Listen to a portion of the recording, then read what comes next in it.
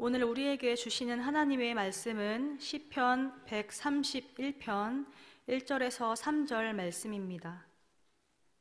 제가 보는 성경 899쪽입니다.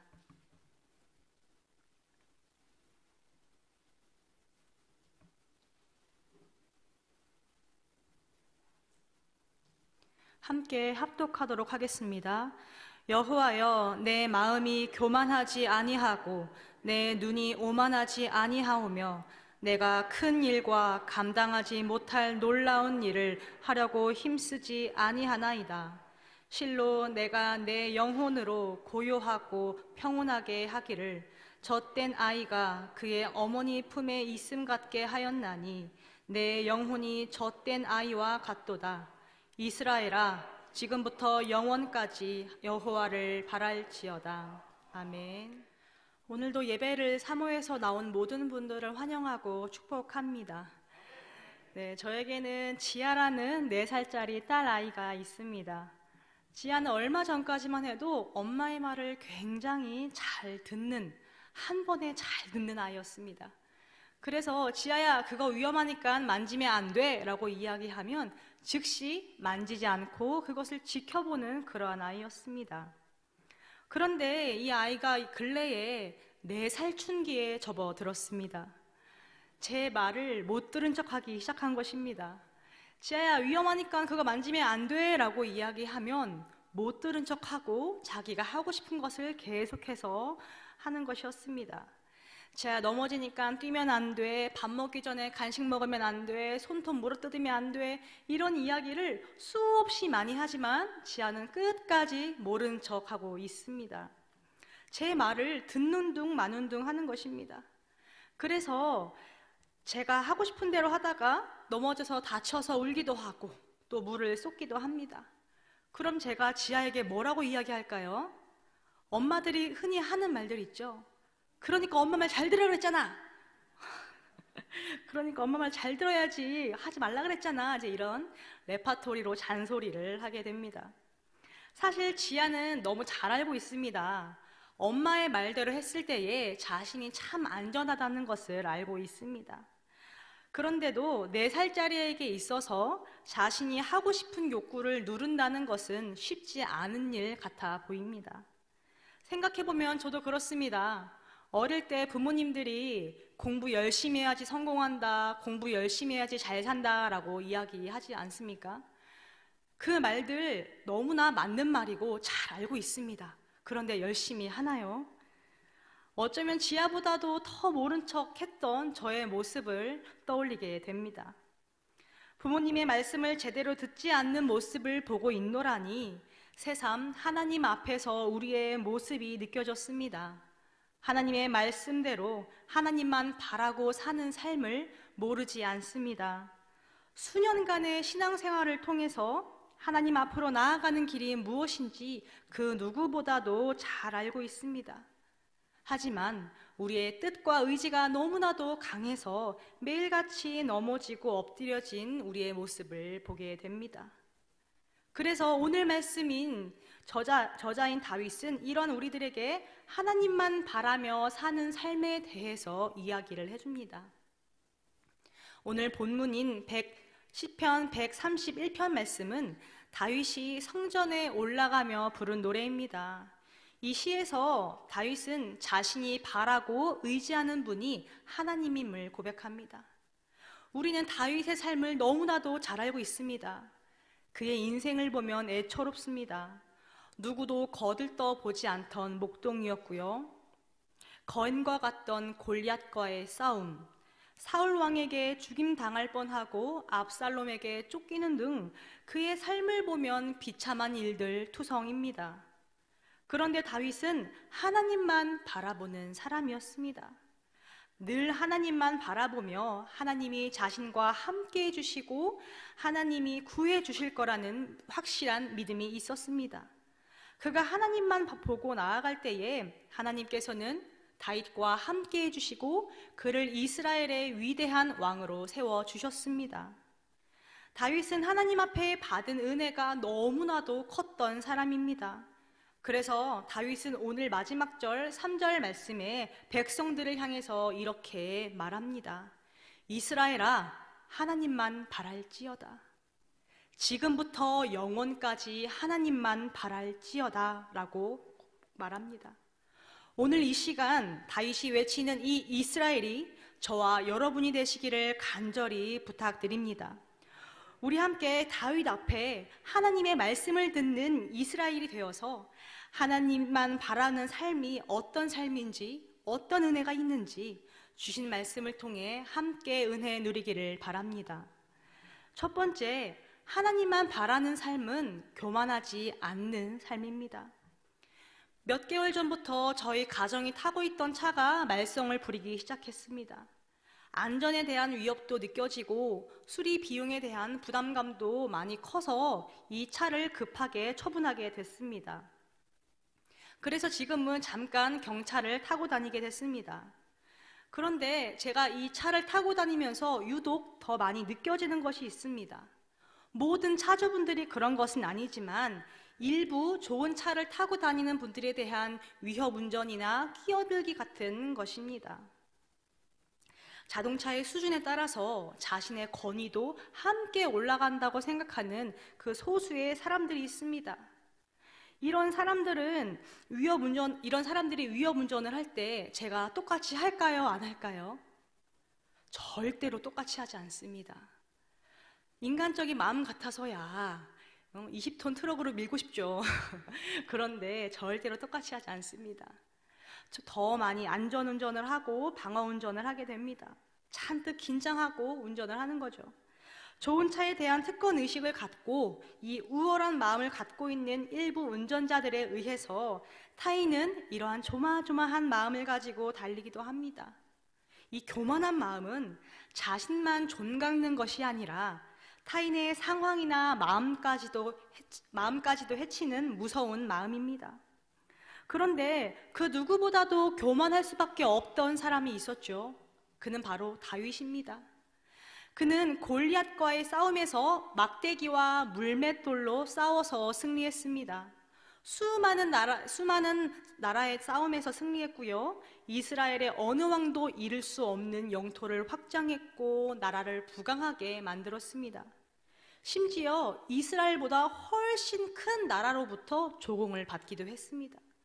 이렇게 교만하고 오만할 수밖에 없는 조건을 갖춘 다윗이었지만 그는 오히려 날마다 자신의 마음에 교만이 싹 틀까 스스로 자신을 살폈습니다. 1절 말씀에 다윗은 자신의 마음이 교만하지 않고 그 눈이 오만하지 않으려 한다고 말씀합니다. 이 말씀이 무슨 말씀일까요? 교만은 어디에서 오나요? 마음에서 옵니다. 마음에서 나오는 교만은 오만한 행동으로 드러난다고 말씀하고 있는 겁니다. 그렇기 때문에 마음의 교만함이 먼저 뿌리 뽑혀야 행동으로 나타나는 눈의 교만함도 나오지 않음을 말씀하고 있습니다. 우리가 잘 알다시피 교만의 문자적 의미는 어떤 의미입니까? 잘난 체하고 겸손하지 않고 방자히 행하고 능력을 과시하며 자기를 최고로 자랑하는 행위, 이것이 우리가 흔히 아는 교만이지 않습니까? 그런데 성경에서 말하는 교만은 좀 다릅니다. 하나님의 은혜와 도움을 부인하는 최고의 범죄 행위로 간주한다고 말씀합니다. 다윗이 이렇게 교만함을 멀리한 이유가 무엇이었을까요? 교만함이 마음에 드는 순간 그 사람은 더 이상 하나님을 의지하지 않게 됩니다. 더 이상 하나님을 필요로 하지 않습니다. 하나님으로부터 멀어지게 됩니다. 하지만 다윗에게 있어 하나님은 전부셨습니다. 하나님을 떠나서는 아무것도 할 수 없음을 잘 알고 있었습니다. 하나님을 떠나서는 멸망의 길을 걸을 수밖에 없음도 너무나 잘 알았습니다. 그 대표적인 사건이 바로 밧세바 간음 사건입니다. 나라가 평안해지고 승리를 즐겼던 다윗의 마음에 어느샌가 교만이 들어왔습니다. 그리고 그의 눈은 오만해졌습니다.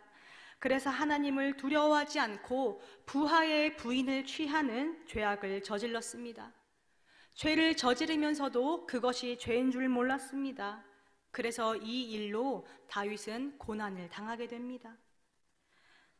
그래서 다윗은 교만과 오만함의 대가가 얼마나 무서운 것인지 알았습니다. 자신의 연약함을 안 것입니다. 더 이상 세상 것을 바라보지 않고 오직 하나님만 바라보고 살기로 결단했습니다. 하나님만 바라보는 사람은 절대로 교만할 수 없습니다. 왜냐하면 모든 것이 내 것이 아니라 하나님의 것임을 믿기 때문입니다. 그래서 교만한 마음을 물리치려고 노력합니다. 여러분의 모든 인생을 하나님이 주셨음을 믿고 계십니까? 오늘 우리가 이 믿음이 있을 때에 하나님 앞에 겸손할 수 있습니다. 베드로전서 말씀에 그러므로 하나님의 능하신 손 아래에서 겸손하라. 때가 되면 너희를 높이시리라 라는 말씀이 있습니다. 오늘 우리에게 주신 건강과 물질, 가정이 내 노력의 결과라고 믿는다면 그 사람은 교만한 사람입니다. 모든 것이 하나님으로부터 왔음을 인정하는 삶을 살아야 합니다. 우리는 하나님 앞에서 두려움으로 겸손해지려고 노력을 해야 합니다. 교만함은요, 나도 모르게 찾아오는 겁니다. 그렇기 때문에 하나님만 바라보며 내 교만함을 놓고 늘 깨어 기도하는 모두가 되실 줄을 믿으시기 바랍니다. 두 번째로, 하나님만 바라는 삶은 모든 일을 주님께 맡기는 삶입니다. 조금 전에도 저희 가정의 자동차에 대해서 말씀을 드렸었습니다. 저희 집 자동차를 그나마 1년이라도 더 길게 탈 수 있었던 이유는 인천에서, 아니 우리나라에서 가장 유명한 자동차 박사님이신 우리 김 장로님이 계셨기 때문에 가능한 일이었습니다. 자동차 전문가이신 우리 장로님에게 가져가지 않고 제가 어떻게든 제 고집대로 타려고 노력을 했었다면 과연 저는 어떻게 되었을까요? 아마 이 자리에 없었을 수도 있었을 것입니다. 이와 같이 자동차는 자동차 전문가에게, 몸이 아플 때에는 의사에게, 음식이 맛이 없을 때에는 백종원에게가 아니라 우리 권사님들에게 여쭤야 합니다. 마찬가지입니다. 하나님만 바라며 산다는 것은 내 인생의 문제를 전문가이신 하나님께 맡기며 사는 삶입니다. 하나님만 바라보며 살았던 다윗은 1절에 이렇게 고백합니다. 내가 큰 일과 감당하지 못할 놀라운 일을 하려고 힘쓰지 아니하나이다. 이 말씀이 무슨 말씀입니까? 자신이 감당할 수 없고 자신이 할 수 없는 일들을 하려고 애쓰지 않겠다라는 말입니다. 그렇다고 이 말이 무기력하게 아무것도 안 하고 두 손 두 발 내려놓고 있겠다는 말씀이 아닙니다. 다윗은 한 나라의 왕이었습니다. 큰 일들을 왜 감당하지 못했겠습니까? 권력, 재력, 인력 어느 것 하나 빠지지 않던 사람입니다. 그렇기 때문에 큰 일들 어느 정도는 스스로 감당할 수 있었을 것입니다. 하지만 이와 같이 말했던 이유는 인간적으로 생각하지 않겠다라는 말입니다. 하나님을 의지하겠다라는 말입니다. 다윗과 골리앗과의 싸움에서부터 보면 알 수 있습니다. 골리앗과의 싸움은 큰 일입니다. 다윗이 목숨을 걸어야 할 만큼 감당하지 못할 놀라운 일입니다. 그렇다고 해서 다윗이 포기했습니까? 포기하지 않았습니다. 모든 백성이 두려워했던 그 골리앗 앞으로 나갔습니다. 그리고 자신의 힘이 아닌 온전히 하나님만을 의지해서 만군의 여호와이신 그분의 이름으로 나아갔습니다. 다윗이 통일왕국을 이룬 시기에도 그랬습니다. 인간의 노력으로 어떻게든 해보려고 하지 않았습니다. 어떻게 그리 침착한지 때로는 답답할 정도로 느렸습니다. 서두르지 않았습니다. 왜일까요? 이것은 다윗이 할 수 있는 일이 아니기 때문입니다.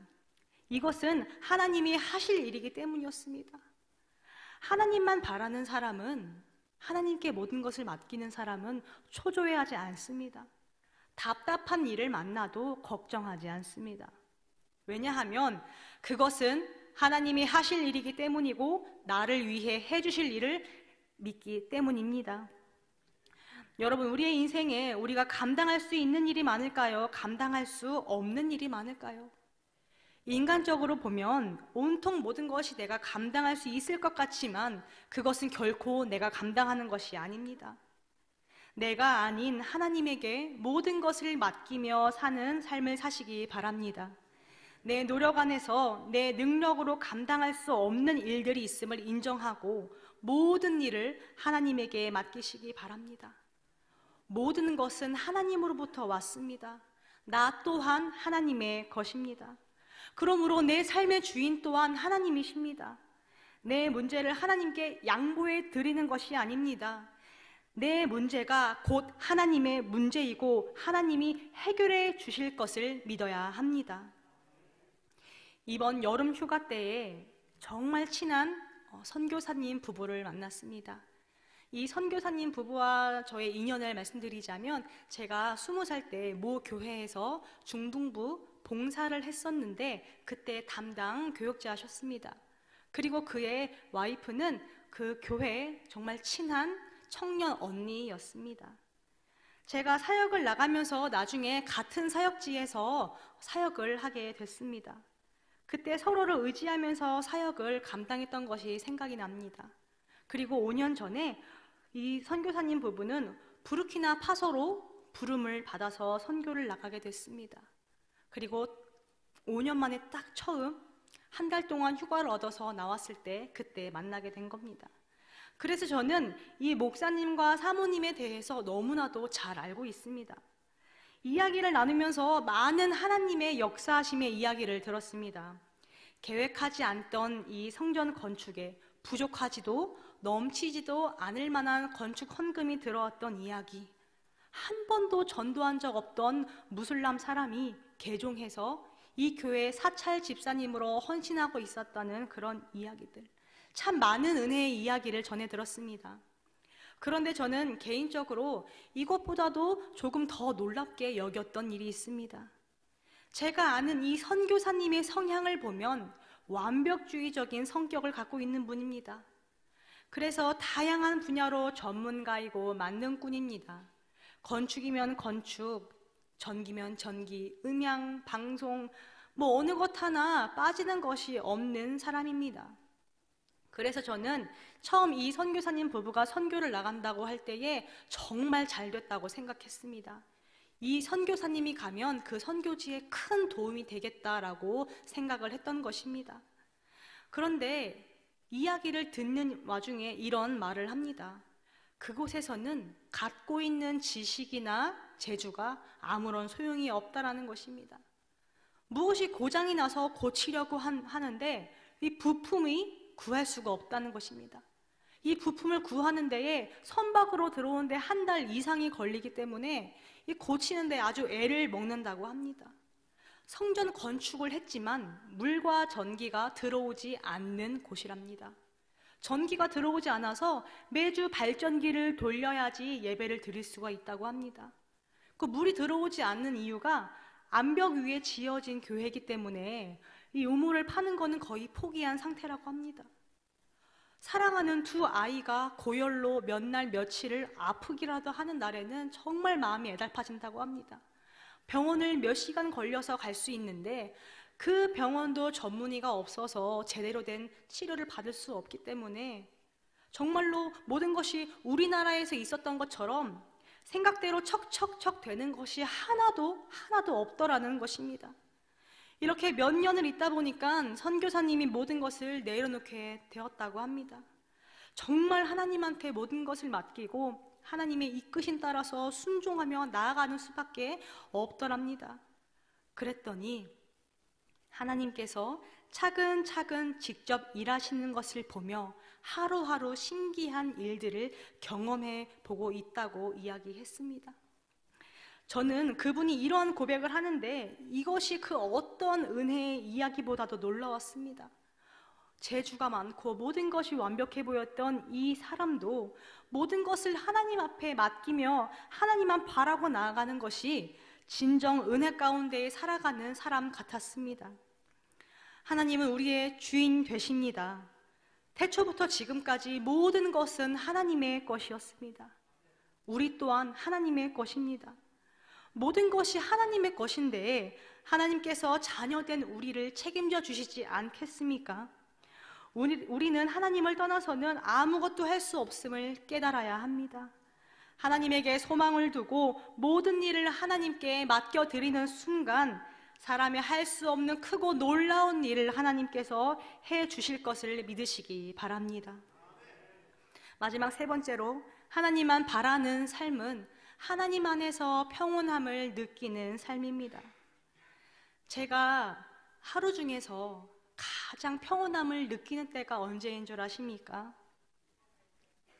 그렇죠. 전쟁과도 같은 아침을 치르고서 아이를 어린이집에 보내고 나서부터 이 깊게 들이마셔지는 그 상쾌한 숨부터 내 해방감과 내 평온함의 시작일 것입니다. 물론 아이와 함께 있는 것도 너무나 즐겁고 행복합니다. 하지만 혼자만의 시간을 갖고 집중해서 제 일을 할 수 있을 때에 제 마음 가운데에 안정감이 찾아옵니다. 하지만 아이가 하원하고 집에 돌아오면 평온했던 마음은 잠시 내려놓고 전투적인 육아가 시작이 됩니다. 제가 느끼는 평온함은 상황에 따라서 달라지는 평온함인 것입니다. 많은 사람들이요, 사업이 잘 되고 자녀가 좋은 곳에 취업이 되니까 이제야 세상 살만 난다라고 이야기합니다. 그렇다면 사업이 잘 되지 않고요, 자녀가 좋은 곳에 취업이 되지 않더라면 세상 죽을 맛 날까요? 세상이 주는 평안함은 환경과 상황에 따라 변합니다. 그래서 우리에게 실망과 낙심을 줄 때가 있습니다. 그런데도 우리는 여전히 세상에서 평안함을 찾으려고 합니다.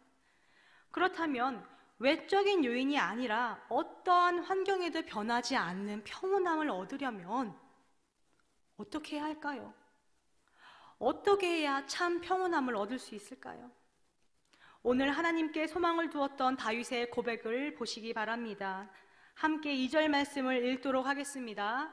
실로 내가 내 영혼으로 고요하고 평온하게 하기를 젖된 아이가 그의 어머니 품에 있음 같게 하였나니 내 영혼이 젖된 아이와 같도다. 아멘.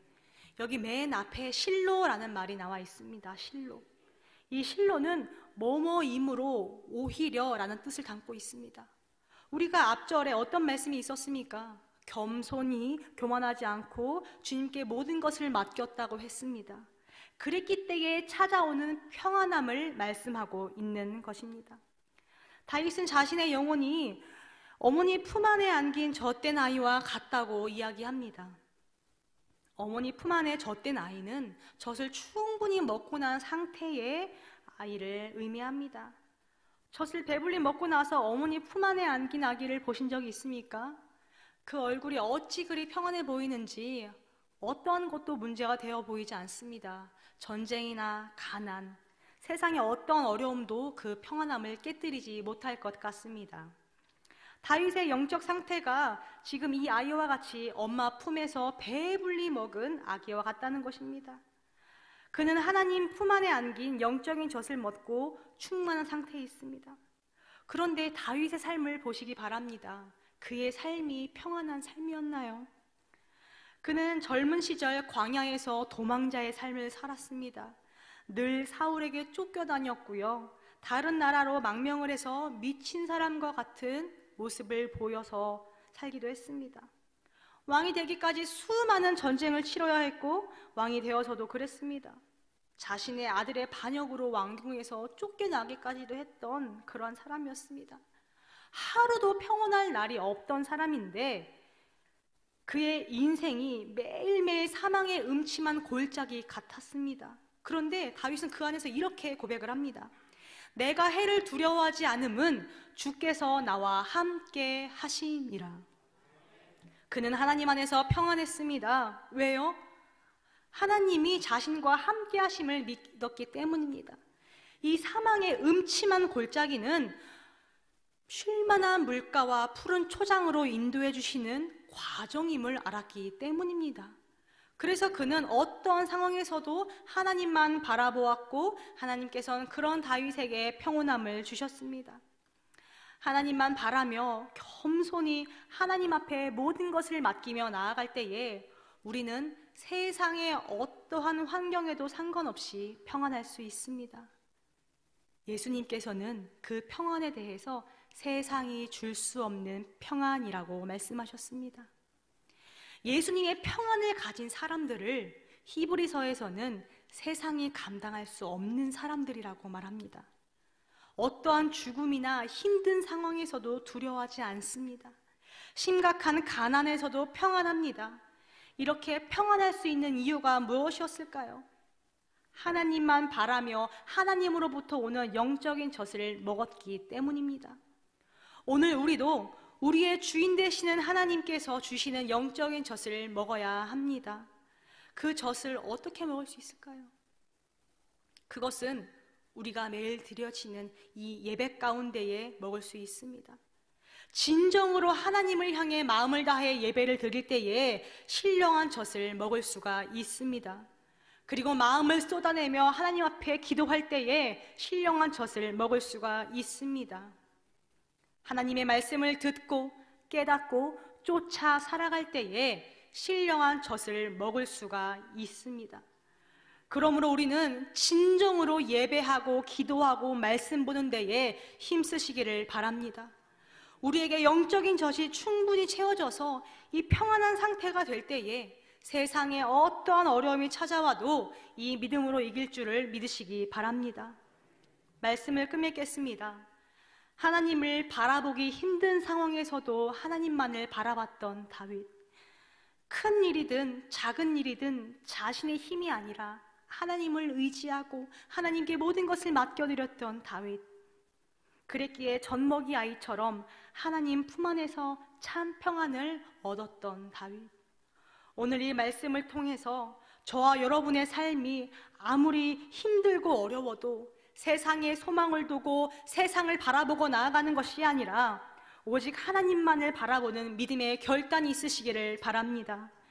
이런 신앙으로 하나님 안에서 참 만족과 평안과 자유를 누리는 은혜가 있기를 예수님 이름으로 부탁드립니다. 기도하시겠습니다. 사랑의 하나님, 감사합니다. 오늘도 거룩하신 하나님의 말씀으로 우리를 알게 하시고 깨닫게 하시니 참 감사합니다. 늘 하나님만 바라며 살아야 함을 알고 있음에도 불구하고 세상에 소망을 두고 교만한 마음으로 살아왔습니다. 세상의 모든 것이 하나님으로부터 온 것임을 알고 있음에도 불구하고 내 것인 것 마냥 내가 해결하며 살아왔습니다. 이제는 우리가 세상의 것만 바라보지 않게 하여 주시옵소서. 다윗과 같이 오직 하나님만 바라며 하나님만 소망하는 삶을 살 수 있도록 인도하여 주옵소서. 감사합니다. 예수님 이름으로 기도드립니다.